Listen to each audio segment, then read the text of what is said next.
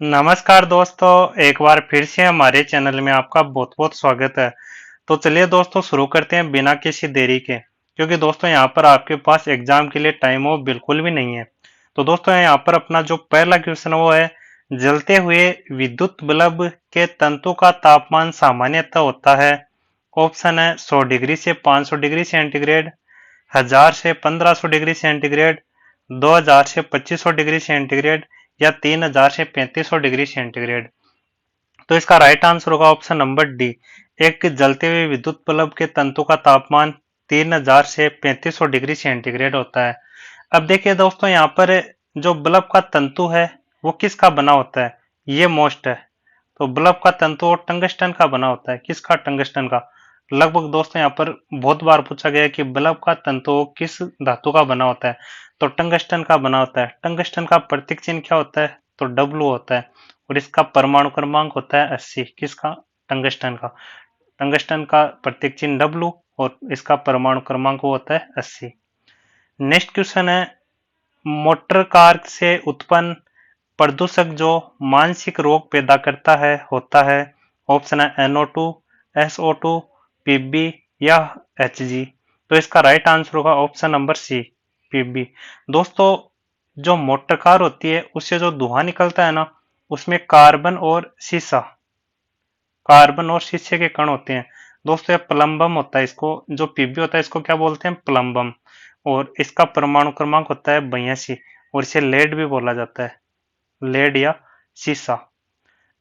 Plumbum को lead या शीशा भी बोला जाता है और इसका परमाणु क्रमांक होता है 82। और दोस्तों मोटर कार के जो धुआं होता है उसमें कार्बन और शीशे कण होते हैं। बहुत ही ज्यादा इंपॉर्टेंट है, काफी बार दोस्तों ये सवाल है पूछा गया है। नेक्स्ट क्वेश्चन है, लोहे में जंग लगने की क्रिया किसकी सहायता से होती है। ऑप्शन है जल, ऑप्शन बी है जल और ऑक्सीजन, ऑप्शन सी है जल और CO2, ऑप्शन डी है जल एवं नाइट्रोजन।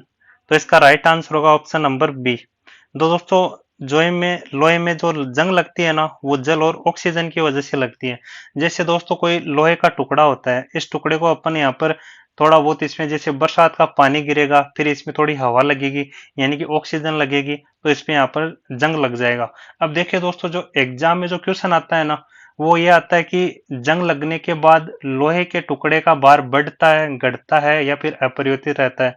तो दोस्तों बहुत ही ज्यादा इंपॉर्टेंट है ये वाला क्वेश्चन जो मैंने बोला है। तो दोस्तों जो लोहे पर जंग लगने के बाद इसका भार वो बढ़ता है।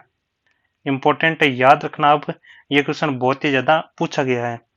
अब नेक्स्ट क्वेश्चन है, भाप। दोस्तों यहाँ पर बाहर नहीं है, क्या है, भाप। अगला क्वेश्चन है, भाप से हाथ अधिक जलता है अपेक्षाकृत उबलते जल से, क्योंकि। ऑप्शन है भाप में गुप्त ऊष्मा होती है, ऑप्शन बी है भाप शरीर के भीतर घुस जाती है, ऑप्शन सी है भाप हल्की होती है, या ऑप्शन डी है भाप में अधिक मारक क्षमता होती है। तो दोस्तों इसका राइट आंसर होगा ऑप्शन नंबर ए।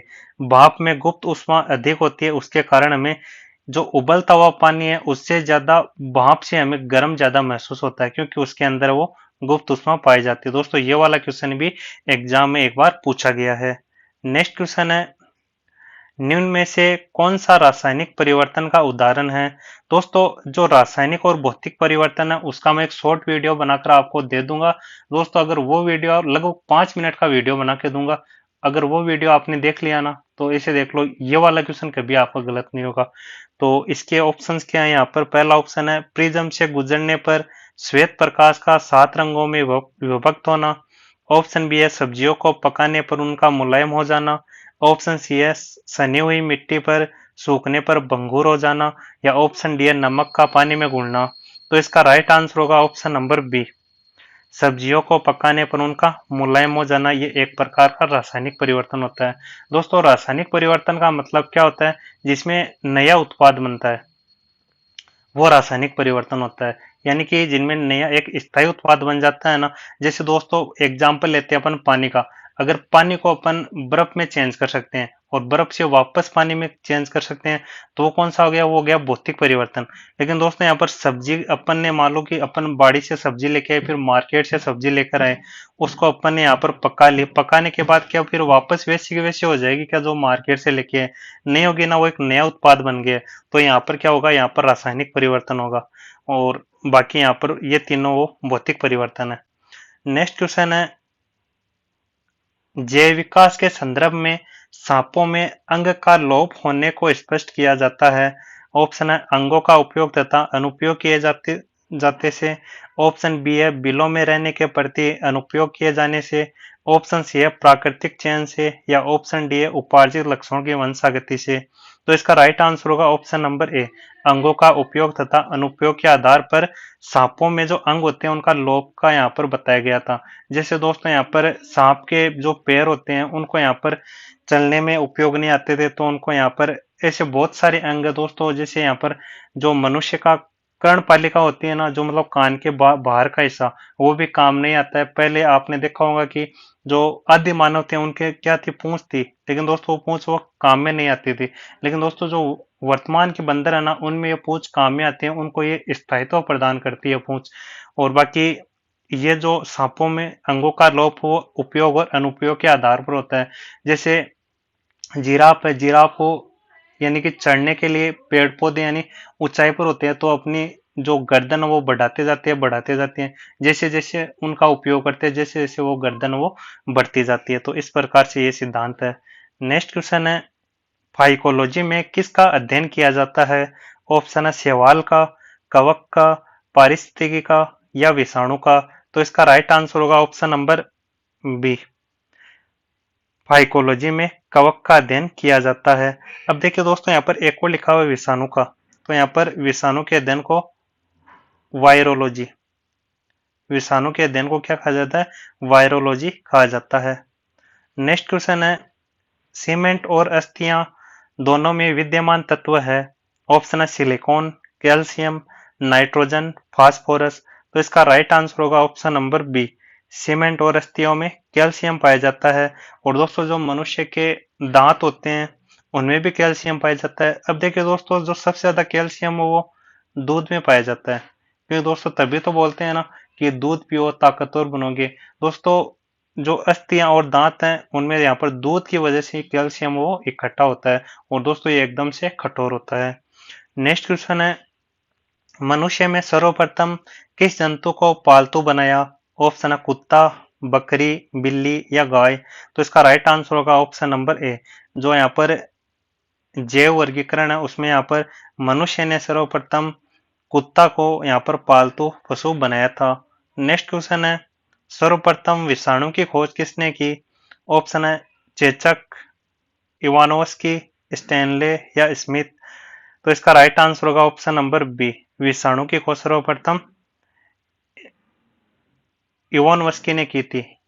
इवानोव्स्की ने जो तंबाकू की पत्तियां होती है ना दोस्तों, तंबाकू की पत्तियों में एक रोग पाया जाता है, कौन सा? मोजेक रोग। मोजेक रोग में यहाँ पर इवानोव्स्की ने विषाणु की खोज की थी। नेक्स्ट क्वेश्चन है, एक समान चुंबकीय क्षेत्र में बल रेखाएं होती है। ऑप्शन है अभिसारी होनी चाहिए, अपसारी होनी चाहिए, प्रतिच्छेदी होनी चाहिए, या एक दूसरे के समांतर होनी चाहिए। तो इसका राइट आंसर होगा ऑप्शन नंबर डी, एक दूसरे के समांतर होनी चाहिए। जैसे कि दोस्तों यहाँ पर एक ऐसी चुंबक होती है ना, एनएस चुंबक होती है, तो यहाँ पर ये चुंबकीय कुछ इस प्रकार से होती है ऐसे, तो ये क्या होती है? समांतर होती है। जैसे ये इसके समांतर, ये इसके, ये इसके, ये इसके, यहाँ पर ये बिल्कुल ही प्रतिच्छेद नहीं होती है।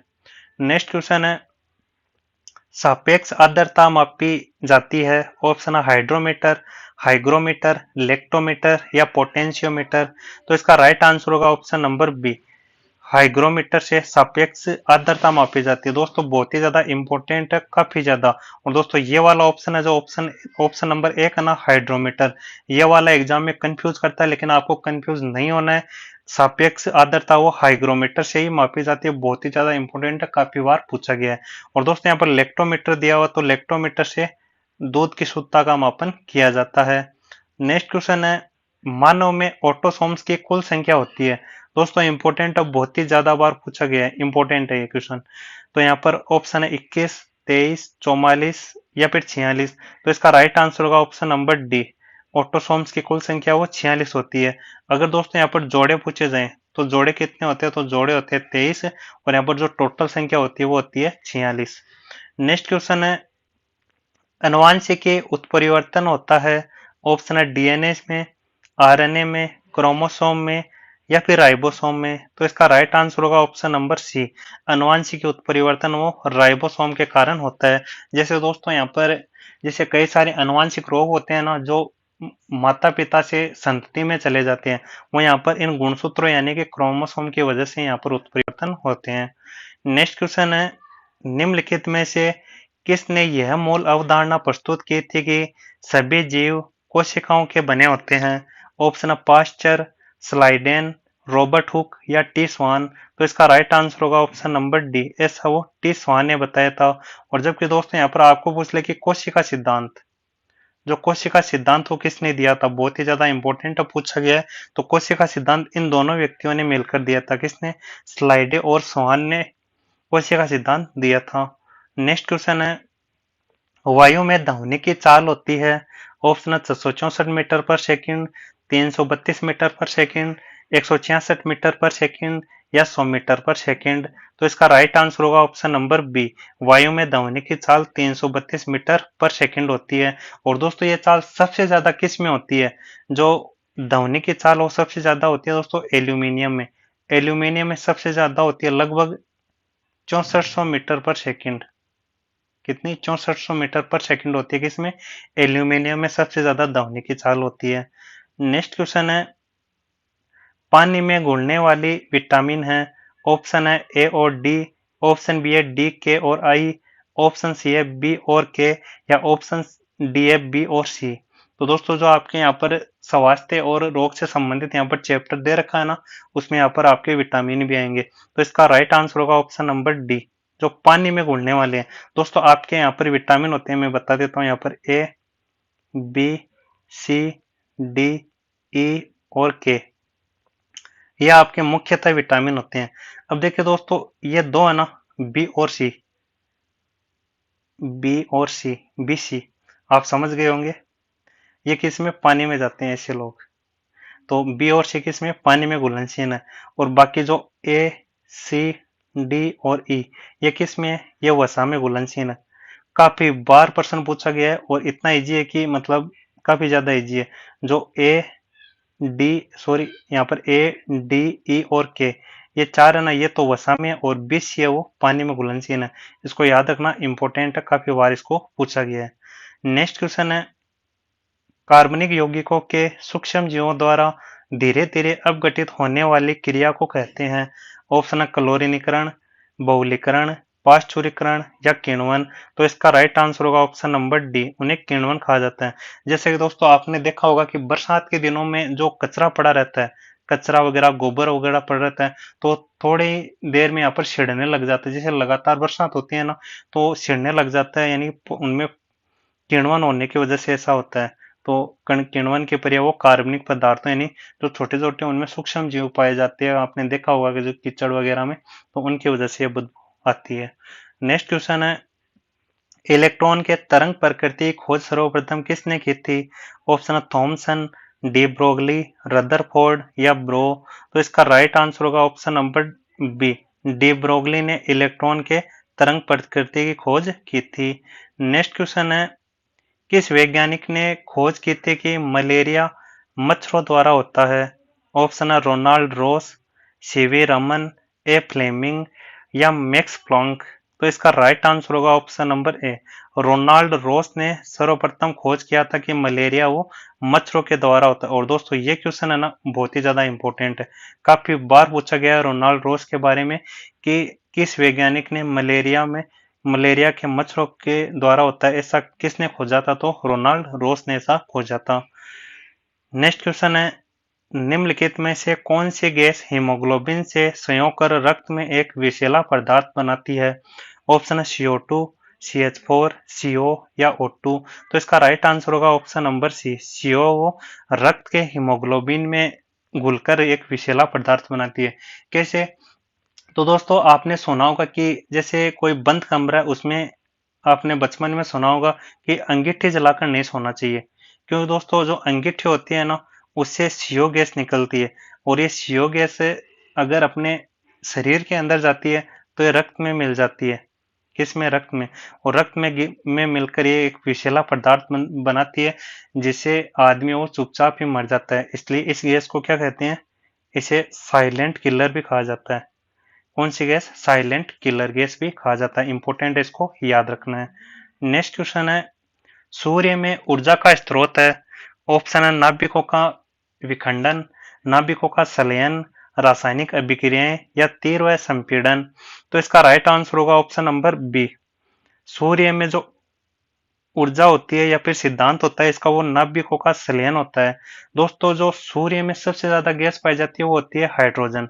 सूर्य में सबसे ज्यादा हाइड्रोजन गैस पाई जाती है, कितनी, लगभग 90%। पूछा गया है ये वाला क्वेश्चन, और ये भी पूछा गया है कि नाभिक में, यहाँ पर सूर्य में नाभिकों की संलयन अभिक्रिया होती है। अब दोस्तों, इसमें होता क्या है कि जो हाइड्रोजन है वो धीरे धीरे किसमें, हीलियम में परिवर्तित होती है, और यही क्रिया वो संलयन कहलाती है। यानी कि हाइड्रोजन का हीलियम में परिवर्तित होता है, किसमें, सूर्य में। इंपॉर्टेंट है दोस्तों, याद रखना है इसको। नेक्स्ट क्वेश्चन है, प्राथमिक रंग कौन कौन से हैं। ऑप्शन ए है लाल, हरा व नीला। ऑप्शन बी है नीला, पीला व हरा। ऑप्शन सी है लाल, कत्थई और पीला। ऑप्शन डी है पीला, बैंगनी व नीला। तो इसका राइट आंसर होगा ऑप्शन नंबर ए। प्राथमिक रंग वो लाल, हरा व नीला होता है। जो दोस्तों आपके अपवर्तन परावर्तन है दोस्तों, इसका मैं एक शॉर्ट वीडियो डालूंगा 5-7 मिनट का, आपको इनके उदाहरण वगैरह, एग्जाम्पल वगैरह सब कुछ याद करा दूंगा 5 मिनट में। तो ये वाला क्वेश्चन आपको याद रखना इंपॉर्टेंट है, काफी बार पूछा गया है कि प्राथमिक रंग कौन कौन से होते हैं, लाल, हरा और नीला। अब नेक्स्ट क्वेश्चन है, इंसुलिन हार्मोन परिवर्तित करता है। ऑप्शन है वसा को ग्लूकोज में, प्रोटीन को ग्लूकोज में, ग्लूकोज को ग्लाइकोजन में, या ग्लाइकोजन को ग्लूकोज में। तो दोस्तों, इसका राइट आंसर होगा ऑप्शन नंबर सी। इंसुलिन है वो ग्लूकोज को ग्लाइकोजन में परिवर्तित करता है। अब देखिए दोस्तों, इससे भी ज्यादा इंपॉर्टेंट क्वेश्चन की इंसुलिन की खोज किसने की थी। तो दोस्तों, इंसुलिन की खोज किसने, बेटिंग ने की थी। बेटिंग ने, बहुत ही ज्यादा इंपॉर्टेंट, काफी बार पूछा गया है कि इंसुलिन की खोज किसने की थी, बेटिंग ने की थी। तो दोस्तों, ये था यहाँ पर आज का सेशन।